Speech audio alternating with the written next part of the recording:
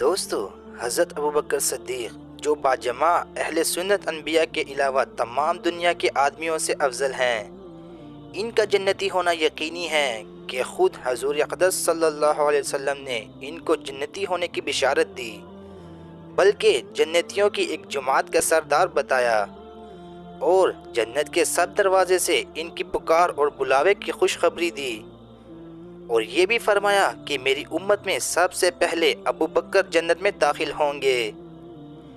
اس سب کے باوجود فرمایا کرتے کہ کاش میں کوئی درخت ہوتا جو کاٹ دیا جاتا، کبھی فرماتے کاش میں کوئی گھاس ہوتا کہ جانور اس کو کھا لیتے، کبھی فرماتے کاش میں کسی مومن کے بدن کا بال ہوتا۔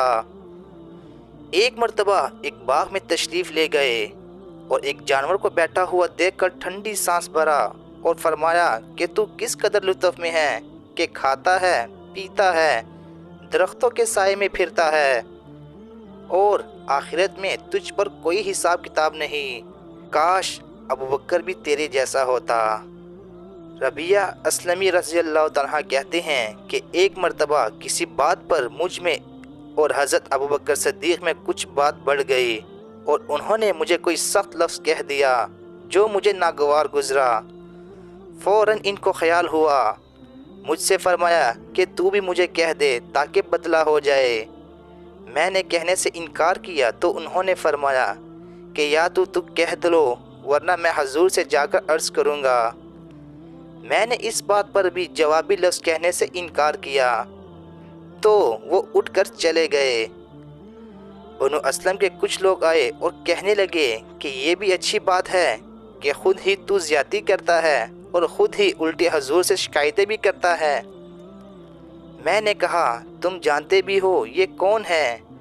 یہ ابو بکر صدیق رضی اللہ تعالیٰ عنہ ہے۔ اگر یہ خفا ہو گئے تو اللہ کا لاڈلا رسول مجھ سے خفا ہو جائے گا، اس کی خفگی سے اللہ جل شانہ ناراض ہو جائیں تو ربیعہ کی ہلاکت میں کیا تردد ہے۔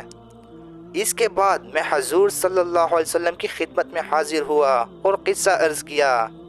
حضور نے فرمایا کہ ٹھیک ہے، تجھے جواب میں اور بدلے میں کہنا نہیں چاہیے، البتہ اس کے بدلے میں یوں کہہ کہ ابو بکر اللہ تمہیں معاف فرما دیں۔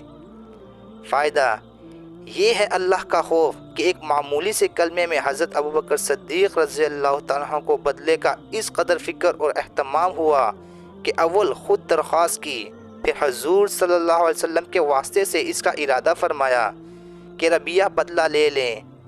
آج ہم سینکڑوں باتیں ایک دوسرے کو کہہ دیتے ہیں، اس کا خیال بھی نہیں ہوتا کہ اس کا آخرت میں بدلہ بھی لیا جائے گا یا حساب کتاب بھی ہوگا۔ تو دوستو، اللہ تعالی ہمیں کسی کی دل آزاری کرنے سے بچائے۔ امید کرتا ہوں کہ آپ کو ہماری آج کی ویڈیو اچھی لگی ہوگی۔ اگر اچھی لگی ہے تو ہمارے چینل کو سبسکرائب کر دیجئے۔ شکریہ۔